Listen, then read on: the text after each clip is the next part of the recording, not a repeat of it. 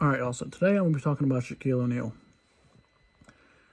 and why I like him and why I think he's a really good person. He put up great stats in the NBA, and he does a lot of things off the court now with his money. Some things they sound, and some of the things he does sound like a tax write-off, but some of the things I'm going to talk about also would show that he does good things for the community and to help out a lot of charities. But for starters, I'm going to talk about his stats in the NBA and a few things that I've seen interviews on YouTube and stuff that people talk about him. So for starters, I've seen interviews on YouTube of people talking about Shaq as a person and how he was always supportive and he was always willing to help people out and was always talking about how he was going to do stuff for everybody on and off the court. And everybody always says how he's a great motivator and he's always there to help people out. And he was just a good person off the court and on the court, and he was always around to help people when they needed it.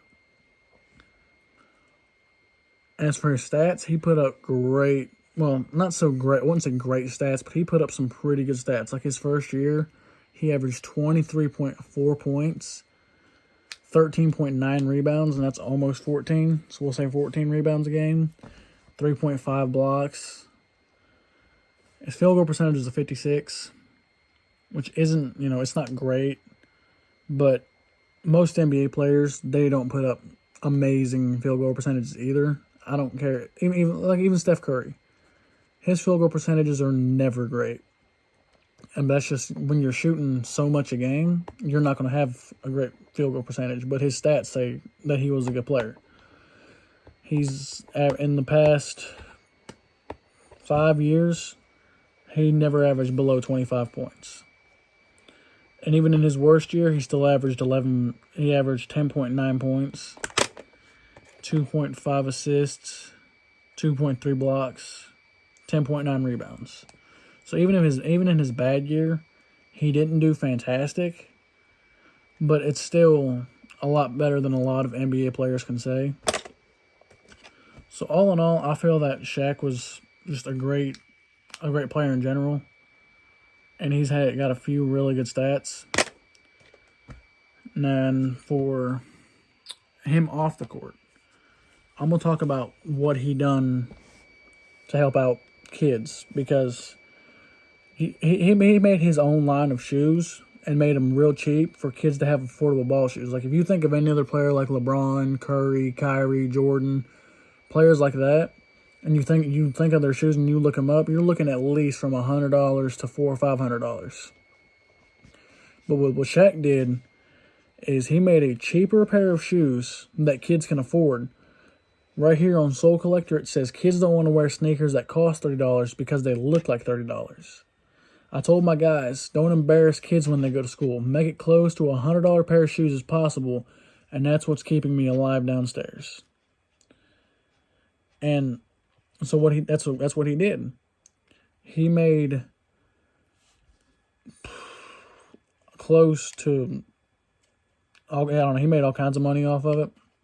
And his shoes are literally anywhere from like $30 to $50. Because he wanted kids to have nice shoes to wear to school and to play basketball in when they can't afford these expensive shoes like LeBron's, Curry's, all these other shoes. So right there, he's already helping somebody out, because he's helping out a lot of kids that just couldn't afford good ball shoes. And I respect him for that.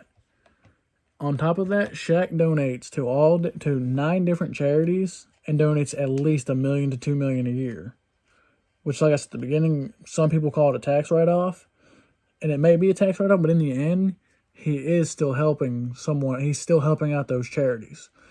And then some of the charities he donates to is Be the Match, Boys and Girls Club of America, Community of Schools, Free the Children, Centre Valbio, I think I said that right, I'm not sure, Kids Wish Network, Payback Foundation, Phoenix House, and Rainbow Push Coalition. That's places he donates to. And it's great because, like even if it is a tax write-off, he's still donating money and helping people out. Because, people are always talking about